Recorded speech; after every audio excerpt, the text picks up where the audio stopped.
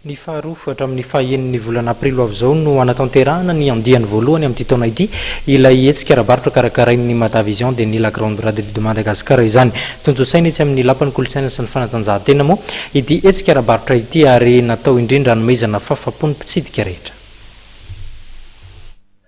Mitsidika manodidina ny 5 alina no endrasana mandritra ilay hetsika la grande braderie de Madagascar andiany voalohany amin'ity taona 2024 ity ary ho tontosain'ny Madavision etsy amin'ny lapan'ny fanatanjahan-tena sy ny kolontsaina etsy Mahamasina ny 2 hatramin'ny 9 aprily avy izao. Isan'ny mivoatra zany sy nandritra ny fivoriana ny arahana tamin'ireo mpandray anjara manodidina 500 izay nitotosaina tetsy Samy io marina io. 12 taona sahady no nisian'ny grande braderie ary ny tanjona apetraka mpikarakara dia hoe tsaratsara kokoa hatrany ho an'ny mpanjifa indrindra izay manantena ny fianam-bidy ary koa ny mpandray anjara mba ahitan'izy ireo tombony mandritra ny 5 andro. Ho amafisina ny fanaraha-maso ny fianam-bidy, ho amafisina ihany koa ny fandriampahalemana mba ahafahantsika metsena ao anatin'ny filaminana tanteraka.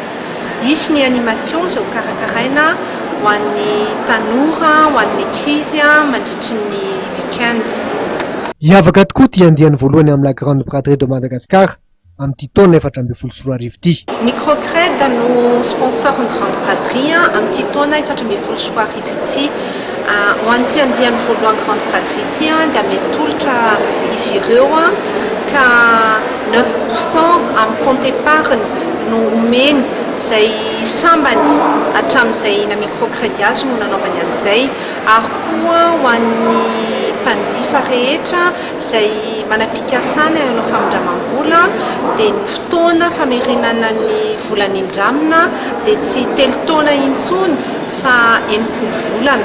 Ho hita amin'ity hetsika ity avokoa ireo sehatr'asa maro samihafa mahaliana ny be sy ny maro.